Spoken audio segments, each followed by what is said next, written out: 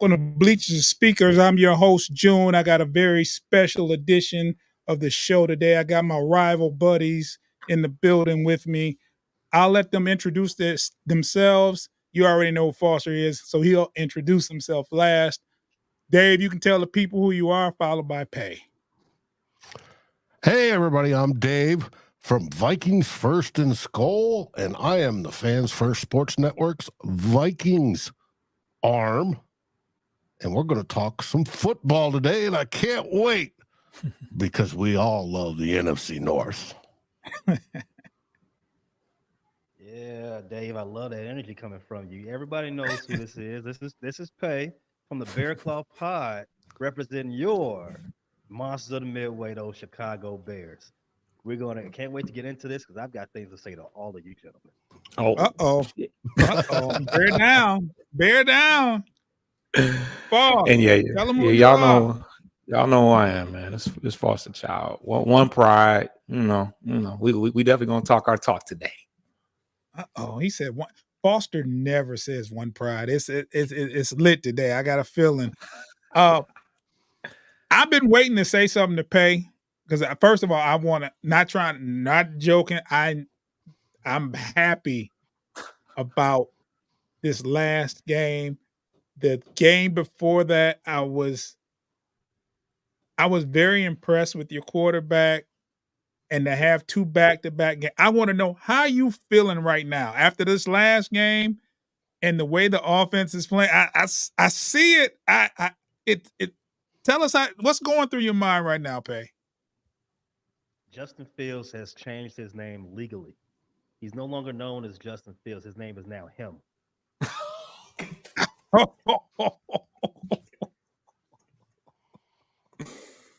In 1 week, 8 touchdowns, 740 some odd yards, 1 interception, 2 turnovers. One of those turnovers I don't really blame on him, but it is what it is. He went 1-1. Back-to-back career efforts from Justin when we really needed it from him because the clock was ticking. We were in that decision-making process of, are we in the Caleb sweepstakes or not? And Justin came out there and let everybody know, this is why you drafted me. This is why you traded up to get me. This is why everybody really wants you all to lose so they can get me. I'm that guy. I've got that potential. Stick with me. Let's ride. That's what I'm talking about, man. It's good to see it. Besides, I didn't want you to get Caleb Williams anyway. I want him in this division. That's the real reason why we happy for That's the real reason. Like, yeah, do better. Somebody else deserves that number 1 pick for Caleb. Do they? Okay, do tell. Yeah, I mean, not someone else. I mean, anybody but anybody in our division. I mean, as long as he doesn't come to the NFC North, I'm fine with it. I think he looks good in a Raider outfit. I mean, hey. Dave, what's going on your mind after this week? Sadness. Pure sadness. Hey, Dave. It was a rough weekend. We lost Justin Jefferson to a hamstring pull. They did the MRI early this week, and they immediately said, nope, you're done. Put you on IR for at least 4 weeks. So that tells you it's a significant hamstring pull. Now we have to step it up with the young rookie, Jordan Addison, see what this team will do. I'm curious what the offense is going to do because our offensive strategy is so based around Justin Jefferson. Not having him means that they're going to have to get creative, and that may be a good thing. We're going to find out. But the 1-4 start has Vikings fans more than a little bit frustrated, and it doesn't seem right. Yeah, I saw actually a post on Facebook, and it says, "What do you do at 1-4 if you're Minnesota? Do you sell or do you reinvest and try to save the season?" And I just want to ask you, where are you at with it, Dave? At 1-4, I think it's too early to throw in a towel or wave a white flag, especially in this division. It is too early because we are statistically very good, except for one major category, and that's fumbles, which we are the last in the league, and we've had 12 of them puppies in 5 games. Wow. Yeah, it's bad.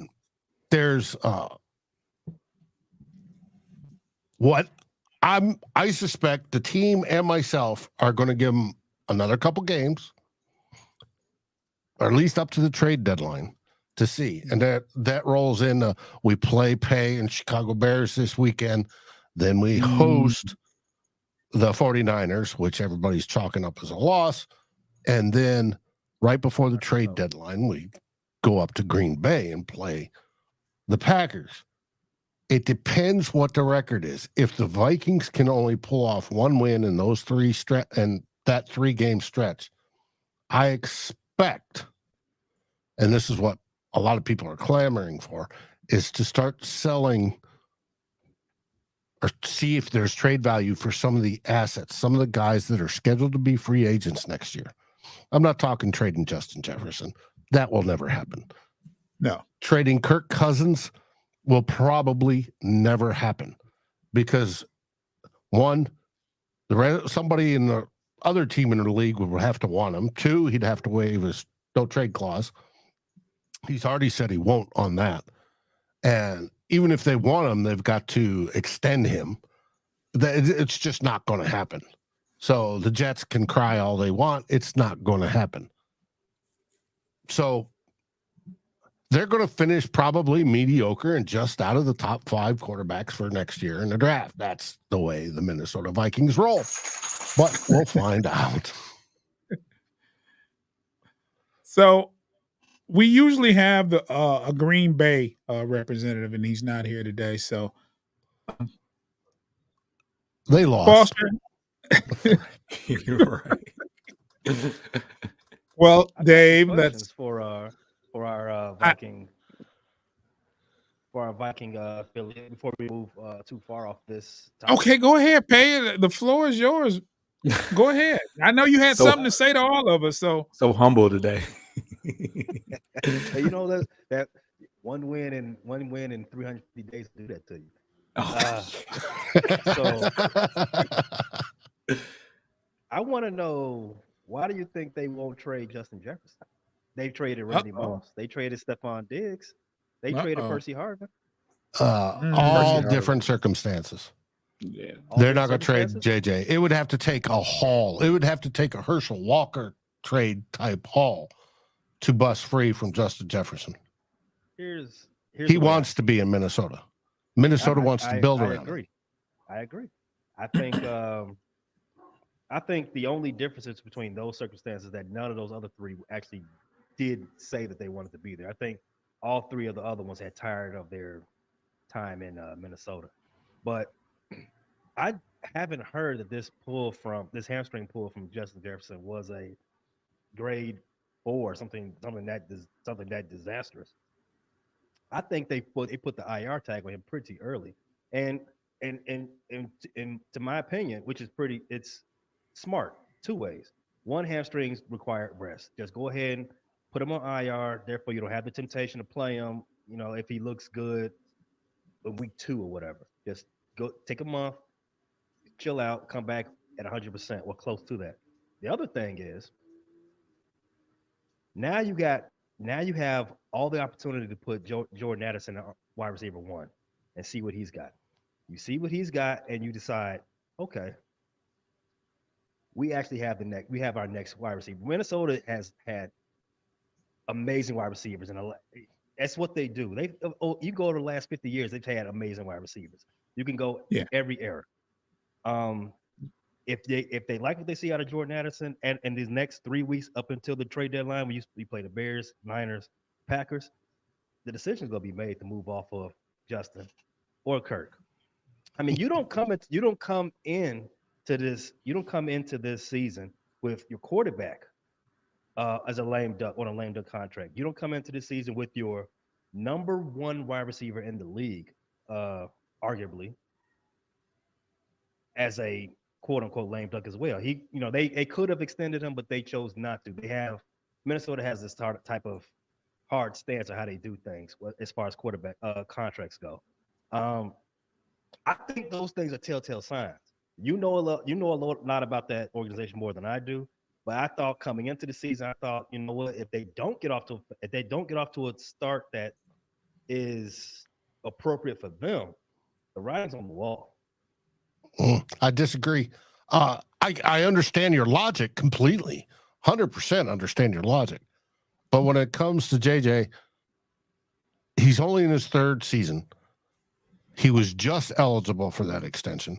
They were about to sign it right before the season started. But there was one last little disagreement, and it has to deal with guarantees. Mm-hmm. So they said, oh, let's hold off, wait to the end of the year, and then go in the next year, his fourth year, right? And then there's our, trying to remember, this is the fourth, next the fifth, or whatever. We're going to pick up the fifth year option no matter what. And then we have the tags available. But he was reportedly the offer was absolutely the largest non-quarterback pay ever. It was going to blow everybody away. And everybody agreed except for this one little sticking point. And they said, no, let's hold off. So I expect it to be done in the offseason. I don't think they want to get rid of JJ. Like I said, he likes it there. He didn't get disgruntled like the other three examples you gave me. And as long as he likes it there and wants to stay, we want to keep him. I mean, he's a generational wide receiver. He's breaking all sorts of records now. Will he break them this year? No. I mean, he still may, even just missing 4 games, but he's not going to hit 6,000 or 2,000 yards. But it's going to be interesting to see. And as far as Kirk Cousins trading, as many fans would love that. That's not going to happen because he's already said no. So he's stuck. Now, we're stuck with him. You did. I want to go right back, and I'm gonna let June drive the bus. I do want to say this last thing. Hey man, You do what you got to do. You use the word generational talent. There's a quarterback. I don't know if you heard of him, who's a generational talent in this draft. Sitting at 1-4 with your quarterback on the last year of his deal. I just don't know, Dave. I don't know. I think the answer's sitting right there in front of you. Hey! There will be no generational quarterbacks going to any division rival there, Pay. You better stop it, man. For the wrong ears and the wrong GM hears this. You just worry about what we have here. We have Cousins, we have Goff, we have Fields, and we have the professional quarterback Love in Green Bay. So we're going to keep it that way for a little while, okay? I like the professional quarterback Love. I like what he's doing so far this season. He's a professional quarterback. But when it comes to quarterback, head coach Kevin O'Connell said today, Jaron Hall, our 5th-round rookie pick, is now cemented as the QB2 throughout probably the end of the season, even if Nick Mullins comes back off of IR. We signed Sean Mannion to be Kirk Cousins' babysitter today, so he will be the QB3 on the practice squad. I suspect if the season goes in the tank, say we get past the Packers game and we've won no other games, we're 1 in whatever, that there will be serious discussions about sitting Kirk and playing Jaron Hall to see if we have something in that 5th rounder. And Kirk is on board with that? He won't have a choice. Yeah. I mean, yeah. He would. Well, that's tough. Because you've already passed the trade deadline. Yeah. That part is tough. Like, hey, you should have pulled up that no trade waiver. Because I'm sure the front office went to him and go, is there any team you'd be good to going to and waive your trade clause with? And reportedly, he said no. I would have figured Atlanta was the number one choice for him, but That'd be cool. his in-laws live down there. He used to live down there for a while. It's a good spot for him. It's good. I think so too. They need a quarterback. I would like to see. Yes, they do. Division wearing purple. You'd like to see who wearing purple? Of course. What's his name? Ritter. Yeah, Ritter. I think he had a good game last week. It's really good to hear Pay talk from this winner's circle. Like, yes. Pay is like, this is a different energy, and I love it. Really? Like, look, if he starts off 5-1, I can't imagine how this conversation would be. It's just Pay is feeling good right now. I'm happy for it. Like, hey, I'm rooting for Pay. I'm not rooting for the Bears. I'm rooting for Pay though, man. It's a different energy. Foster, we didn't hear from you. How do you feel after last week? Man, I'm on cloud 9. That was another great game. I was present. We scored a whole bunch of points. Hutch, yeah, we look great. We sitting pretty right now, 2.5 games above the next above the Packers right now. So we are in the driver's seat, and I'm excited for this battle in Tampa Bay. People don't remember that Tampa Bay used to be in our division, right? Wasn't they in our division? Yes, they were. The Warren Sapp, that was a whole rivalry in itself. So I'm excited to see how we are moving forward, because we are, we're in a good spot. I don't think we've ever been in this spot before. It's early though. In your lifetime. Yeah, maybe. Yeah, we we're only 4-1. There was a season under Schwartz. We were 5-0. Was that Kidna? Was that Kidna era? I don't know who the quarterback was, but we were 5-0 under Schwartz one year, and that was Stafford was still there, wasn't he? Or maybe Stafford. Yeah. Maybe. But that was the year we lost to New Orleans in the playoffs. Yeah. I like the sound of playoffs in general. Whatever we do, I like the sound of playoffs. We don't get there that often. But we're going to move on to Pay. Pay said he has some things to say to all of us. Unfortunately, the Green Bay representative is not here. I would love to hear his piece on his professional quarterback and state of things in Lambeau and how they're leaping nowadays. But Pay, there's some things you want to address towards the Lions. I don't know if you're finished addressing them towards the Vikings, but the floor is yours, brother. Me and the Viking contingent, the Purple People Leaders, we are good. We will see you all on the field Sunday. For the leaders of the division right now, the Detroit Lions. Whoa. Enjoy it. Keep it warm. Keep it warm. You're doing what you're supposed to do. I'm not telling you anybody's coming for you or any larger mammal is going to do anything and make any moves this season, but the time on the throne will be short because him is coming. This is crazy. Did you foresee this happening? Or this had to have caught you a little off guard that he's, I don't know. We saw the flashes last season. We saw him. The things, the way he played in the first 3 weeks were unbecoming of him. It was all around Chicago. Who was asking what happened. They're not playing the way he's not playing the way he plays. When he's free, we saw how he played in Ohio State. We saw how he played last season. It was as he said, it was robotic. He's taking too long to process, which is a weakness of his. He takes too long to process. So maybe they do need a more simplified game plan.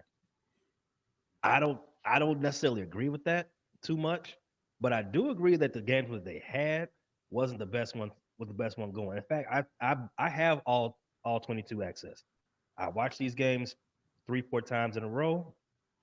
The route combinations they were throwing out there for Justin the first 3 games, they were confusing. You got guys running the same routes on the same side of the field. That doesn't make any sense.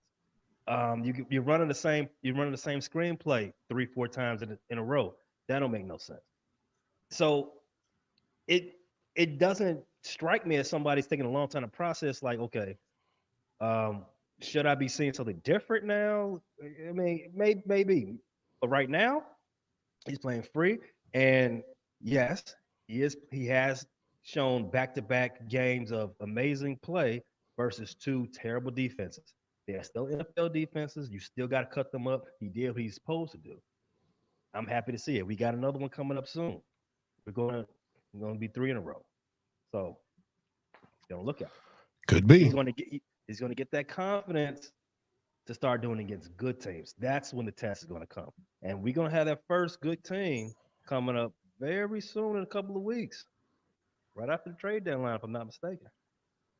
Wait, hold on. So you're not facing a good team this week, is what you're saying? I don't think I'm saying anything that's surprising. Shocking. Say we're not. Okay. The Bears' next 4 games. They play the Vikings this weekend, then Vegas, then Los Angeles Chargers, followed by New Orleans. And the Chargers and New Orleans are away games. Mm-hmm. Mm-hmm. New Orleans Saints is the first good defense we're going to play in a long time. That will be the test. That'll be the test. If we can make them look respectable. I'm not claiming a win. I don't think this isn't the season for wins. This is the season for putting everybody on notice. As long as we go out there and be respectful. I can't wait to do the show next year. Just looking forward to it like that. So was Justin Fields correct when he criticized the coaching earlier this season? The 4 times the coaching has been criticized this season, each one of them has been correct. When Justin did it, he was correct. When Chase did it, he was correct. When Khalil Herbert did it, he was correct. Every time the coaches was criticized, it was correct. However, we all know this is not a meritocracy in sports. You know, everything's not fair. You know, Justin can criticize the coach, and you know, rightfully they let him get away with it. They just told him, "Hey, go walk that back in front of the media, please, and we'll talk. We'll talk about it behind closed doors." Now, if somebody else do it, they get traded. You know who I'm talking about. It was definitely justified. The coaching, I would tell you, was abysmal the first 3 weeks. It still ain't all that great, but it's getting better. As I've been saying, every game review of the season, there's been some good things to take away from. There's been incremental progress. We stopped running the same play 4 times in a row. We stopped running 2 posts on the same side of the field. We stopped doing, coming out of a timeout and then getting a delay of game. We stopped doing ridiculous things to kill ourselves. But we're getting there. We're getting there. We're putting it all together. You stack good days on top of good days. You stack good plays on top of good plays, and that's what we needed to see. Okay. Let me interject a small pause for about 10 seconds for our ads there. 1 second.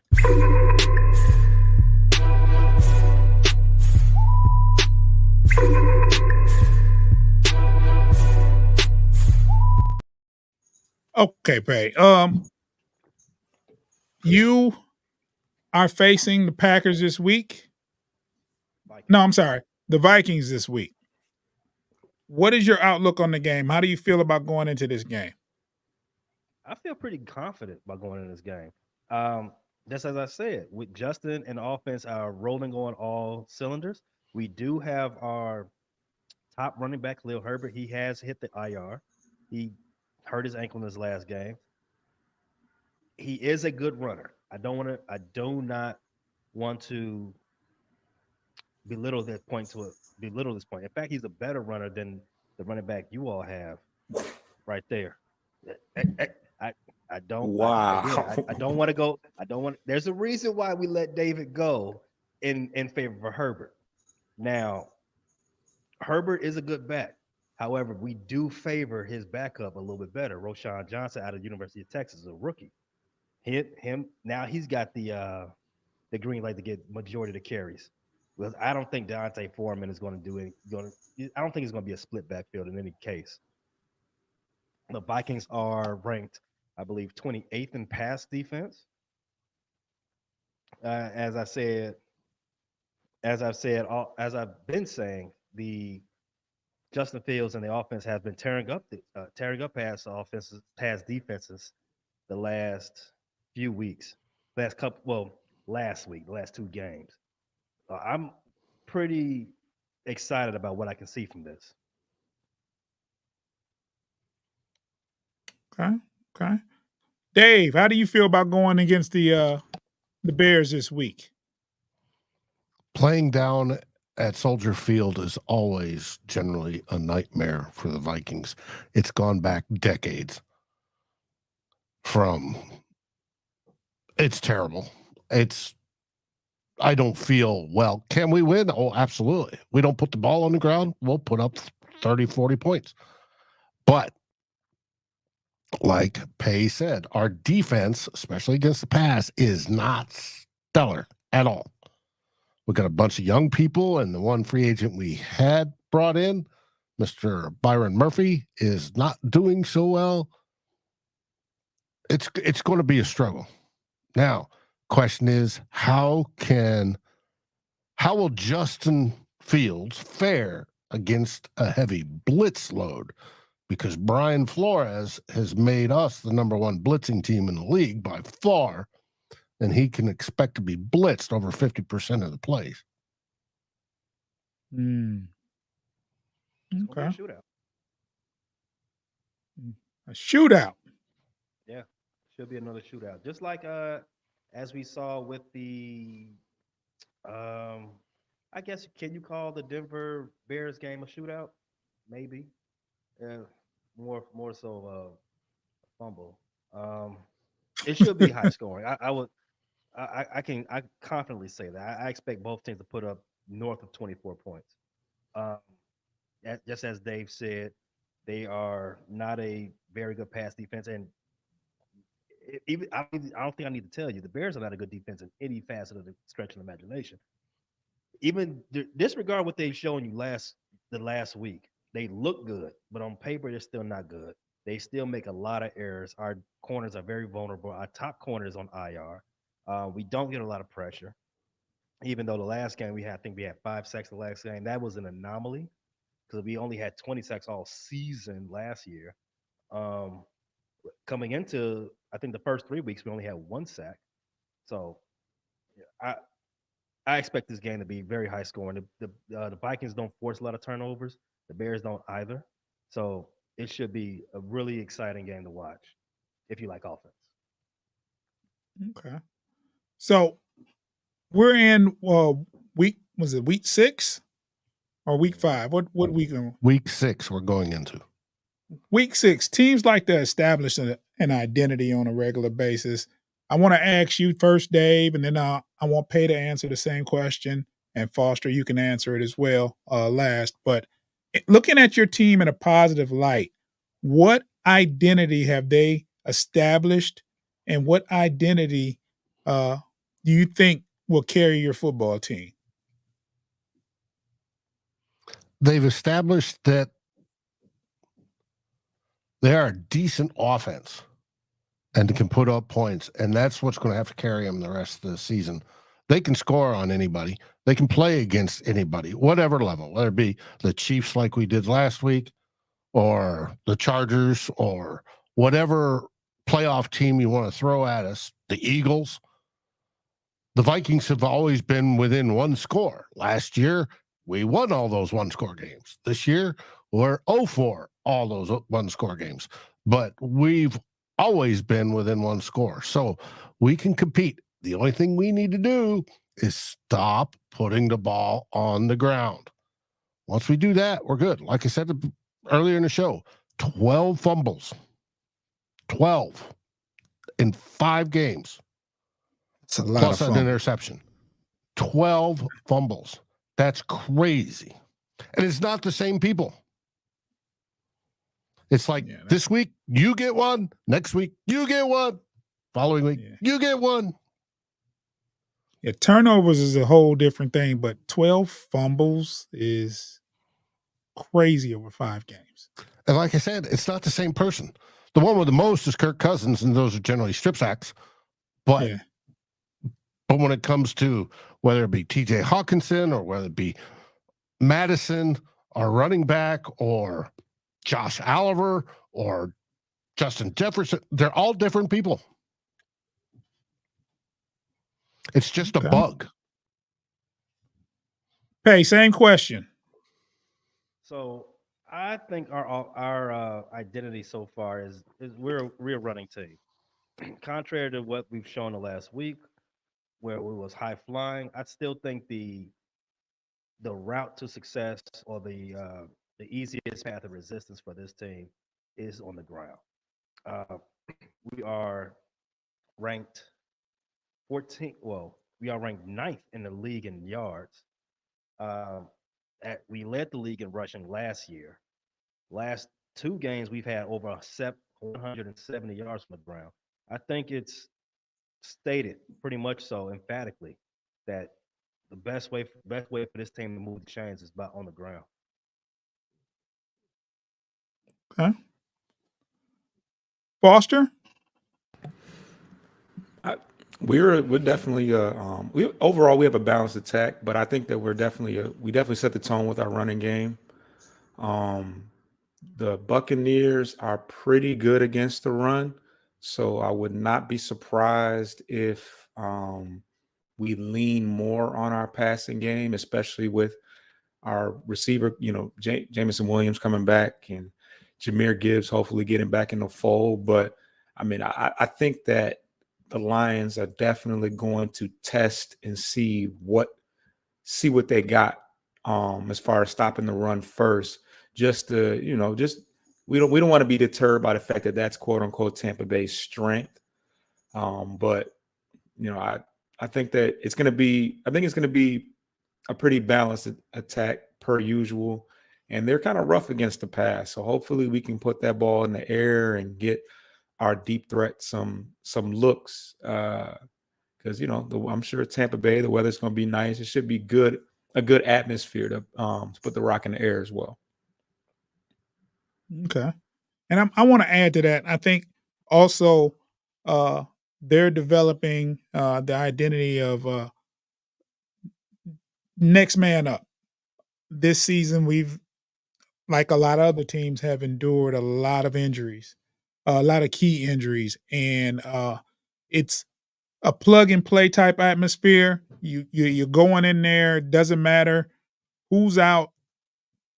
There's an aura and a feeling around here that the guys that are on the field is going to get it done, and I haven't seen that in a long time. So that's a very confident identity that I'm starting to see around here, because someone gets hurt, there's instantly an excuse on why we won't win. Now it's more of, okay, this person has to step up, this person has to move here, and this person just has to play football and trust the coaches. And me and Foster are not used to that kind of culture around here. It's like key persons out, oh, we're going to lose that game. We just hope we can make it look close.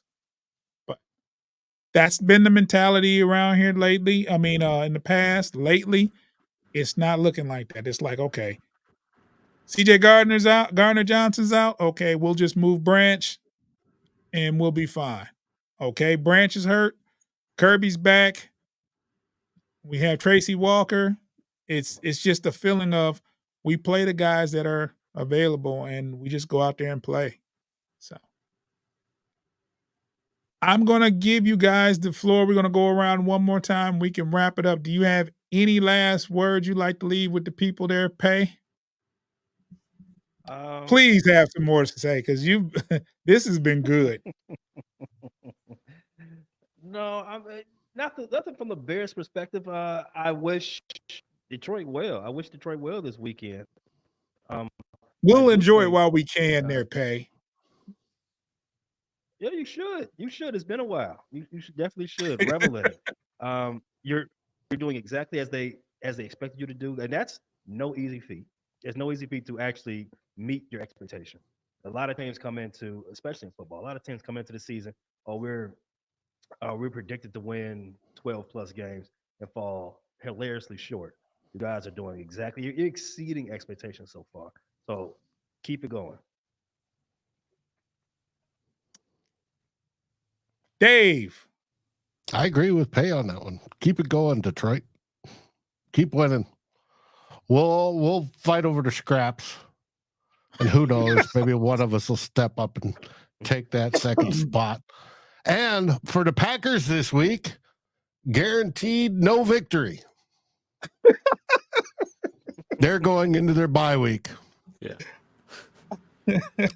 Which probably means it's hunting season up in Wisconsin. Oh, okay. Yeah. I want to say from the Lions' perspective, we're not.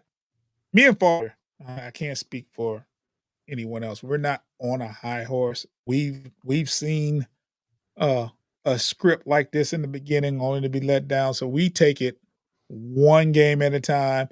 It's early. It's still very early in the season. It's very early in division play. Like I said, we've only played one team in the division, that's Green Bay, in Lambeau.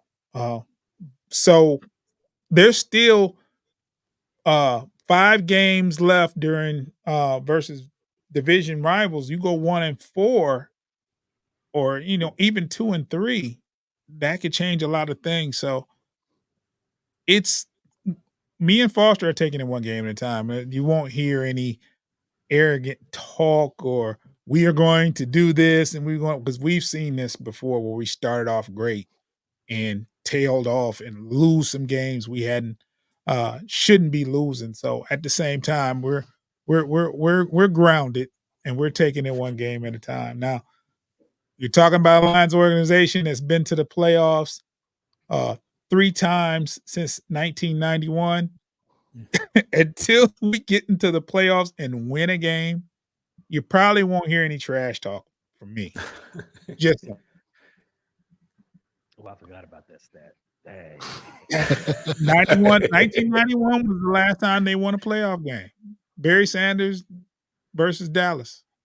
You know the last time before that? I wasn't born. I'll say that because 91 is. I give you one guess. I want to say. Boston, come on, throw a number out there.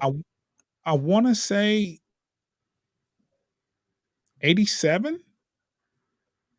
What you got? What you got, B. Foster?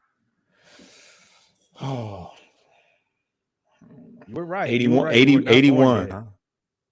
Huh? Yeah, nah. 91 is dangerously close to when I was born. So, I said 81, but I don't know. 1957. Oh, that's the year, the championship year, wasn't it? Yes. So you won't get any, you know what I'm saying? It's been too many droughts to act arrogant at 4-1, so especially when you have 12 games left, like you're not going to see it. So Boss, you got any last words? I'm pretty excited for the Bears clashes now. Like I was going into it, I was kind of like, are these games going to be even competitive? Like, but at this point, I feel like things are going to get interesting when we start playing the Bears and then the Vikings. I don't know. It's looking real shaky for the Vikings at this point. So I don't know, but the Bears might be fun after the last couple games they put up. That's all. You guys won't see us until way late in the season. Even for the first time, okay. Yeah, it's game 16 or week 16 and week 18. Wow. Yeah, it's like you play them, skip a week, and then play them again near the end of the season. Yeah, so they might have been anticipating those be like division. They did. Yeah, that's what it feels because that's crazy. That's late. Yeah, because we go, you guys, Green Bay, you guys. to finish out the season. Save it on travel. Mm-hmm. Unlike normal years where we finish the season in Chicago. Mm-hmm. We have all our away games done by, I think, our cold weather away games done by early November. Gotcha. We play Detroit. We don't play Detroit until week 11. Then we come back and see. Then we go to Detroit to play in week 11. Then they're in Chicago for week 14. So we play Detroit. Our second match with Minnesota. By Detroit again. Oh, another one of those. Okay. Back to back ish. Could be a lot of movement that time of the season. Yeah. It's a lot of football to be played, a lot of things to unfold before we, before anybody can say anything. Yeah, before we start talking to Caleb Evans and Drake May. Before we get out of here, though, Dave, why don't you tell the people where they can listen to you and catch your shows, what days you're on, all that, so the people can tune in. If we have some unloyal Lions fans on my channel that want to tune in to the Vikings, and you can do the same after he does, Pay. You can find us over on Vikings First and Skull, both at FFSN and on YouTube. We do some shows live via YouTube, like we have one coming up here tonight at 6:00 Central. It's the Real Forno Show, where Tyler Fornes is going to talk about the game preview against the Chicago Bears. Then tomorrow we have Pay and I will record Skulling with Friends. And we'll put that out before the game, where we'll each ask each other questions about our respective teams, talk some smack, and see maybe a little soda wager or something on who's going to win Sunday's game. And then, of course, on Saturdays, we have Tua Bloggers, which is myself and Darren Campbell, who have been commenting publicly on the Minnesota Vikings for over 2 decades apiece. Yes, we're old, but we've seen it all, and we're here for another week. So you can generally catch us on podcast. We also have Justin Day, Purple and Gold for Days, on podcast with not only the shows we do on YouTube, but also some podcast-only offerings. So we highly encourage you to take your favorite aggregator, look up Vikings First and Skull, and subscribe. Pay, where can we catch your shows? We are found everywhere you get your audio podcast. At the Bear Claw, you can find us on Apple, Spotify, Google Podcasts while they're still around, Amazon Music. You can ask Siri, she got us. You can ask your Alexa, you can find us there. If you want to see our not perfect faces for TV, you can catch us on YouTube at _ the Bear Claw. You can follow us on You can follow us on Facebook. I'm sorry, at the Bear Claw at Hallis Hall. We're also on TikTok at the same name. We're everywhere you want to be. So come join in on the fun. All right, Foster, why don't you tell the people where they can find us?